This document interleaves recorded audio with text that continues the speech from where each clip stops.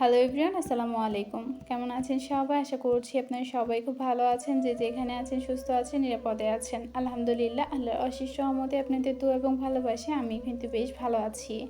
কাছে এবং দূরে, দেশ এবং দেশের বাহিরে যে যেখান থেকে আজকের এই ভিডিওটি দেখছেন বা দেখবেন, সবার সুস্বাস্থ্য কামনা করে আমার আজকের এই ভিডিওটি শুরু করছি। ভিডিওটা কিন্তু সকাল 7টা থেকে স্টার্ট করেছি। সকালে ফ্রেশ হয়ে চলে যাব হচ্ছে নাস্তা বানানোর জন্য। আর বেসিনটা দেখলাম যে বেশ লাল হয়েছে, তো হাতের কাছে হুইল পাউডার পাইনি, তো রান্নাঘর থেকে ভীমটা এনে তারপর হচ্ছে বেসিনটা ক্লিন করে নিচ্ছি। আমার আম্মু যেহেতু পান খায়, দেখা যাচ্ছে বেসিনটা যেহেতু সাদা আর সেটা লাল হয়ে থাকে, তো প্রতিনিয়তই হচ্ছে আমাকে ক্লিন করতে হয়। প্রতিদিন না হলেও 2 দিন পর পর হচ্ছে এটা আমি ক্লিন করি। আর এখানে কিন্তু কোনো টাইলস লাগানো নাই, যার কারণে দেখতেই পাচ্ছেন দেয়ালের অবস্থাটা। তো এটা হাইড করার জন্য আমি একটা ফোম শিট দিয়ে রেখেছি এখানে, যদিও বা একটু, তারপরেও এতটা খারাপ লাগছে না। তো দেখা যাক ভবিষ্যতে কি করা যায় এটা নিয়ে। এদিকে হচ্ছে আপনাদের সাথে একটা গল্প, একটা লাইফ স্টোরি শেয়ার করতে যাচ্ছি। আসলে কিছু কিছু কথা কারোর সাথে শেয়ার করা যায় না, সেটা নিজের হাজব্যান্ডের সাথেও না। আর আমি যার সাথে সংসার করছি সে তো এখন পর্যন্ত আমার কোনো কিছুই জানতে চায়নি, তো এটা একটা ভালো দিক। তো যাই হোক, আপনাদের সাথে একটু গল্প করতে চলে আসি। তো ভিডিওটির শুরুতেই একটা লাইক দিয়ে ভিডিওটি কন্টিনিউ করবেন। আপনার একটা লাইক কিন্তু আমার এই ভিডিওটা আরও আপু ভাইয়াদের কাছে পৌঁছাতে সাহায্য করবে। তো এদিকে হচ্ছে নাস্তাটা বানিয়ে নিচ্ছি। আম্মুরও সকালে অফিস, আম্মু হচ্ছে 2 শিফটের ডিউটি করে। দেখা যায় যে সকাল 8টা থেকে রাত 8টা, আবার রাত 8টা থেকে সকাল 8টা। তো ওনার হচ্ছে অফিসে যাবেন, তো সেই কারণে হচ্ছে তাড়াহুড়া করে রুটিগুলা বেলে নিয়েছি। আর অফ ক্যামেরায় হচ্ছে ডাল বোনা করে নিয়েছিলাম। তো আম্মু আর আপনাদের ভাইয়াকে খাবার দিয়ে দিয়েছি। আর এখন আমি যাকে হচ্ছে খাওয়াই তাকে খাবার দিয়ে এখন চলে এসেছি পাখিদেরকে খাবার দেওয়ার জন্য। আর আমার একটা পাখির আসলে গলার নিচে যেন কি হয়েছে, সেটা আমি মনে করি যে আমার মতোই একটা জিনিস হয়েছে। তো ওই যে দেখতেই পাচ্ছেন আকাশি কালার যে পাখিটা, সেই পাখিটার গলার এখানে কি যেন একটা হয়েছে। আমার বগলে ফোড়ার মতো যেরকম হয়েছে, পাখিটারও সেম এরকম।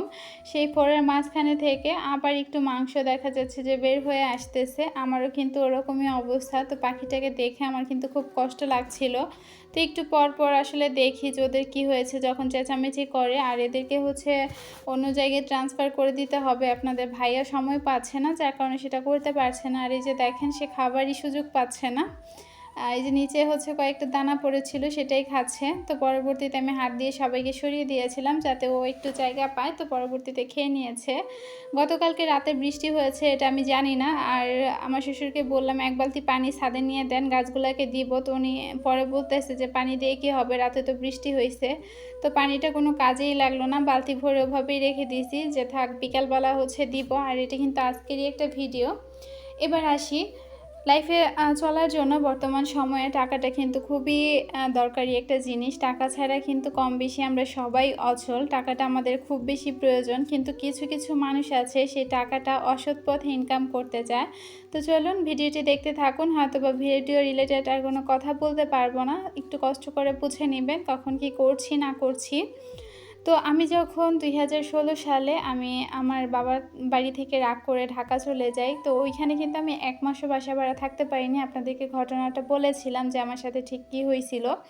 তো ওই বাসায় একটা ভাবি ছিল, এখান থেকে যাওয়ার কিছুদিন পর ওনার সাথে একটা ভালোভাবে আমার পরিচয় হয়, মানে একদম বোনের মতো। আমি ওনাকে বড় বোনের মতোই দেখতাম। তো আমি ওনাকে আমার সব কিছুই শেয়ার করেছি। তো উনি হয়তোবা আমাকে অসহায় অবলা পেয়েছিল, যে মেয়েটার তো কেউ নাই, কোনো বিপদে পড়লে কেউ খুঁজতে আসবে না, সেই সুযোগই হয়তোবা উনি কাজে লাগাতে চেয়েছিলেন। তো ওনার সাথে আমি A to Z সব কিছুই শেয়ার করেছিলাম। তো একদিন আপুটা, মানে আমি যেদিন বিয়ে করি তার কিছুদিন আগে হচ্ছে উনি আমাকে বলে যে চলো ঘুরতে যাই। তো শুক্রবারের দিন ছিল, যেহেতু শুক্রবারে ওদিকে সবাই ঘুরতে যায়। তো ঠিক আছে, বললাম যে চলেন। আরও বাসায় 2টা মহিলা ছিল। তো প্রথমে উনি একটা রেস্টুরেন্টে নিয়ে যায়। তো সেখানে গিয়ে হচ্ছে নান রুটি এবং হালিম অর্ডার করে। তো আমাকে অনেক জোরাজুরি করে হালিম খাওয়ার জন্য, কিন্তু আমি খাইনি। আমি শুধুমাত্র নান রুটিটাই খেয়েছিলাম। হয়তো হালিমে কিছু মিশানো ছিল, আমার কেন জানি না বাহিরের জিনিসের প্রতি কোনো ভালো লাগা কাজ করতো না আগে। যেহেতু আমি সবসময় বাসায় থাকতাম, বাহিরের খাবার খেতাম না, তাই আমার এত একটা পছন্দ ছিল না। তো উনি অনেক জোরাজুরি করে, আমি খাইনি। তো শুধু নানটাই খেয়েছিলাম। হয়তো ওনার উদ্দেশ্য ছিল সেখানে কিছু মিশিয়ে দিবে, সেটা আমাকে খাওয়াবে। তো এক পর্যায়ে হচ্ছে আমাদের সাথে আরও যে ২ টা মহিলা যায়, ওনারা কিছু কেনাকাটার জন্য বের হয়ে যায়। তো আমরা ২ জন ছিলাম। তখন ওনার কাছে একটা ফোন আসে। ওনাকে জিজ্ঞেস করা হয় যে, "আপনারা কোথায় আছেন?" তো ওই মহিলাটা হচ্ছে যারা ফোন দিয়েছিল তাদেরকে মানে এরিয়াটা বলতেছিল যে, "আমরা অমুক জায়গায় আছি, এটা করতেছি।" তো তখন জিজ্ঞেস করলো যে মেয়েটাকে আনছেন কিনা? তখন ভাবিটা এরকম বলল, "হ্যাঁ, মেয়েটা আমার সাথেই আছে।" আরও ওনারা কিছু কথাবার্তা বলতেছিল যেটা আমার আসলে এই মুহূর্তে মনে নেই। তবে ওনাদের কথোপকথনে বুঝলাম যে ওনারা কিছু একটা করতে চাচ্ছে। কিছু বুঝতে পারলাম। আসলে হয় না যখন দেখবেন যে আপনি আসলে খুব বেশি বিপদে আছেন তখন আপনার উপরই আসলে বিপদ ভর করবে।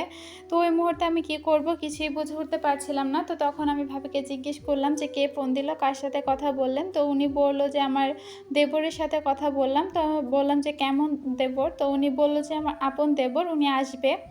তো এই কথা বলাতে আমারই আসলে একটু খটকা লাগলো। আমরা যে বাসায় থাকতাম ওনার দেবর কিন্তু ওনার সাথে ওই বাসায়ই থাকতো।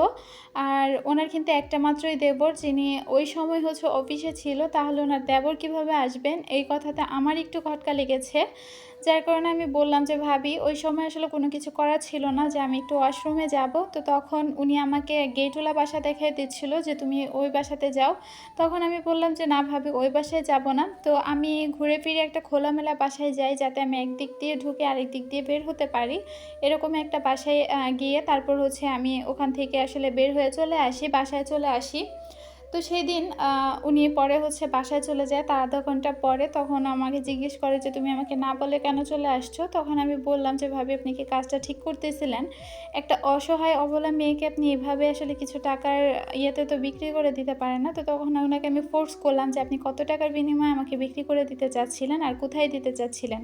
তখন উনি বলল যে, "উনারা ৳১০,০০০ আমাকে অফার করছে। তোমাকে নিয়ে দিতে পারলে উনারা আমাকে ৳১০,০০০ দিবে।" তখন আমি বললাম যে, "ভাবি ৳১০,০০০ র জন্য আপনি একটা মানুষের জীবন নষ্ট করে দিতে পারতেন?" তখন উনি আসলে আমাকে বলল যে, "তুমি এই বিষয়টা কাউকে বলো না। তোমার ভাইয়াকে বললে অনেক বেশি ঝামেলা হবে বা আমার সংসার টিকবে না।" এই সেই অনেক কিছু বলল। এক প্রকার উনাকে আমি ক্ষমা করে দিয়েছি। আর তার আগে আমার পায়ে একজোড়া নূপুর ছিল যেটা ওই সময় ৳৬,০০০ দিয়ে বানানো ছিল। তো ওই নূপুরগুলা খুলে আমি ওনার কাছে দিয়েছিলাম। আসলে খুলে না ছিঁড়ে গিয়েছিল। তো আমার তো রাখার জায়গা ছিল না। তখন উনি বলল যে, "আমার কাছে দাও, পরবর্তীতে নিবে।" তখন উনার কাছে ওই নূপুরটা চাইলে উনি আর আমাকে দেয়নি। তখন উনি অস্বীকার যায় এবং উনার পুরা ফ্যামিলি হচ্ছে অস্বীকার যায় যে, "তুমি কোনো নূপুর আমাদের কাছে দাওনি।" তখন ওনাকে একটা কথা বলেছিলাম যে, "ভাবি মানুষের জিনিস মেরে কিন্তু আপনি বড় হতে পারবেন না। তো আল্লাহ না করুক এমন কিছু আপনার সাথে ঘটুক।" তো যাই হোক আসলে কাউকে অভিশাপ দেইনি। কিন্তু আল্লাহর রহমতে আল্লাহর রহমত ছিল বলে ওইদিন আমি ওই জায়গা থেকে চলে আসতে পেরেছি। নয়তো হয়তো আমার জায়গা আজকে নরকে হতো। তো আলহামদুলিল্লাহ আল্লাহ আমাকে সবসময় বাঁচিয়ে নেন। যতবার বিপদে পড়েছি এর জন্য ওনার কাছে হাজারো শুকরিয়া জানাই। আর মোনাজাতে সবসময় একটা কথাই বলি যে, "পৃথিবীর সকল স্বার্থপর মানুষগুলাকে আল্লাহ তুমি ভালো রাখো।" তো যাই হোক আপনাদের সাথে কথা বলতে কিন্তু রান্নাঘরে অনেক বেশি কাজ করে নিয়েছি। আর রান্নাগুলো এখন ফাঁকে ফাঁকেই করতে হয়। কারণ ইদানিং কারেন্ট এত বেশি জ্বালাচ্ছিল। তো আমি খালি কোনোরকম বাজিটা রান্না করতে পেরেছি। এরপরেই কিন্তু কারেন্ট চলে গিয়েছিল। সেই কারেন্ট 12:30টার সময় এসেছিল। তো তখন দেখা যাচ্ছে আর কোনো লাভ নাই। কারণ ওই সময় তরকারি রান্নাটা হতো না। তো আমি সবকিছু আসলে জোগাড় করে রেখে দিয়েছিলাম। কারেন্ট আসলে রান্না করে ফেলেছিলাম। তো মাছের ঝোল করব সেটা আর আপনাদের সাথে শেয়ার করতে পারিনি। এখন আসি যে উনি আমাকে পরে যখন ওনাকে আমি জিজ্ঞেস করলাম যে, "আপনি আমাকে কোথায় বিক্রি করতে চাচ্ছিলেন?" তো আমি শুরুতে জানছিলাম না, মানে বুঝতে পারছিলাম না যে উনি আমাকে কোথায় বিক্রি করবেন। তো তখন উনি আমাকে বলতেছিল যে, কোনো হোটেলে কোনো কারো কাছে বিক্রি করে দিবে বা পতিতালয়ে বিক্রি করে দেওয়ার উদ্দেশ্যেই উনি হচ্ছে আমাকে ওনার সাথে নিয়ে গিয়েছিল। তো যাই হোক তার কিছুদিন পরই হচ্ছে আমি ওই বাসা থেকে চলে আসি। মানে বিয়ে করে ওইদিন এই বাসা থেকে চলে আসি। কারণ আমরা তারপরের ঘটনাটা তো আপনাদের সাথে শেয়ার করেছি যে ঠিক কী হয়েছিল। তো ওই বাসায় যেহেতু আমাকে আর সেভ করার মতো কেউ ছিল না, আমার নিজের জীবন বাঁচাতে বা নিজের ইজ্জত বাঁচাতে বাসা থেকে বের হতেই হয়েছিল। তো মানুষ এতটা খারাপ কেন হয় আমি এটাই বুঝতে পারি না। ২ টা কম খাবো, কম পড়বো, তারপরও কারো ক্ষতি করব না। আল্লাহ এইটুকু যাতে আমার মধ্যে বজায় রাখে আর এইটুকুতেই আমি খুশি। আমার অভাব অনটন সবকিছুই ঠিক আছে, সবকিছুই মানিয়ে নেওয়া যায়। হয়তো এখন আমার উপর দিয়ে ঝড়-ঝাপটা যাচ্ছে। ইনশাআল্লাহ সামনে ভালো কিছু হবে। আর যদি নাও হয় তা পরপারে হয়তো আল্লাহ তাআলা আমার জন্য উত্তম কিছু রেখেছেন। আল্লাহর কাছে মোনাজাতে একটা কথাই বলি যে তুমি যা করবে আমার ভালোর জন্যই করবে। আল্লাহর উপরে বা পৃথিবীর কারো উপরে কিন্তু আমার কোনো অভিযোগ নেই। মাঝে মধ্যে নিজের উপরে আসলে অনেক বেশি রাগ হয়। তখন নিজেকে নিজে বলি যে, "তুই মরতে পারিস না।" আসলে মৃত্যু তো উপরওয়ালার হাতে। উনি যেদিন হচ্ছে লিখে রাখবে আমার মৃত্যু সেদিনই হবে। তো কারো উপর আমার কোনো অভিযোগ নেই। আর আমি আমার যতটুকু পেয়েছি আলহামদুলিল্লাহ আমি ভালো আছি। এটুকুই বলব। আর বেশি কিছু বলতে চাই না। আর আমি যেহেতু একটু অসুস্থ সেই কারণে দেখা যাচ্ছে কাজকর্মে ইদানিং অনেক বেশি ভুল হচ্ছে। আপনারা হয়তোবা শুনেন যে অসুস্থ, কিন্তু কি হইছে সেগুলো আপনারা জানেন না, বোঝেন না আমার সাথে কি হচ্ছে না হচ্ছে। তো যাই হোক, আমার শরীরটা কিন্তু অনেক বেশি দুর্বল ছিল। তো সংসারের কাজকর্মগুলা তো করতেই হবে। আর আপনাদের ভাইয়া তো একটু অন্যরকম মানুষ। আপনারা এতদিনে ভিডিওতে বুঝেই গেছেন যে সে কী ধরনের মানুষ। তো যাই হোক, ডাক্তারের কাছে গিয়েছিলাম, প্রেশার মেপেছিলাম, প্রেশারটা একদমই কমে গেছে। তো বলেছিল ভিটামিনযুক্ত খাবার খাওয়ার জন্য। তো আপনাদের ভাই এই যে দেখেন আমার জন্য মালটা নিয়ে এসেছে, কত ভালোবাসা। কিন্তু বিশ্বাস করেন মালটাটা রসালো হলেও একটুও মিষ্টি ছিল না, টকও ছিল না, কেমন যে ছিল। বাচ্চাদেরকে দিয়েছি, ওরাও খায়নি। তো ভাবলাম যে নষ্ট না করে খেয়ে ফেলি, যেহেতু প্রাকৃতিক একটা ফল, এটা খেলে ক্ষতি হবে না বরঞ্চ উপকারী হবে। তো না হলো মিষ্টি, তাতে কি। ভিডিওটা কিন্তু একদমই শেষ পর্যন্ত চলে এসেছি। ভিডিওতে কোনো কথা বা কাজে যদি আপনাদের ভুল মনে হয় ছোট্ট একটা কমেন্টে জানিয়ে যাবেন, আমি শুধরে নেওয়ার চেষ্টা করব। কেউ খারাপ মন্তব্য করবেন না, আর কেউ এটা কিন্তু মিথ্যা ভাববেন না। এটা আমার জীবন থেকে নেওয়া একটা সত্য ঘটনা, সেটাই আপনাদের সাথে শেয়ার করেছি, যেটা আজ পর্যন্ত আমি কারোর সাথে শেয়ার করিনি। তো যাই হোক, সবাই আমার জন্য দোয়া করবেন। আর যারা যারা আমাকে সাপোর্ট করে যাচ্ছেন তাদের প্রতি অনেক অনেক ভালোবাসা ও দোয়া রইল। এভাবে ভালোবাসা দিয়ে যাবেন, এভাবে কি সাপোর্ট করে যাবেন, যাতে আমি সামনের দিনগুলো আপনাদেরকে সাথে নিয়েই চলতে পারি। তো আজকের মতো ভিডিওটি এখানেই শেষ করব। কথা হবে পরবর্তী ভিডিওতে। সেই পর্যন্ত সবাই ভালো থাকবেন, সুস্থ থাকবেন, আমাদের জন্য দোয়া করবেন। আল্লাহ হাফেজ। আসসালামু আলাইকুম।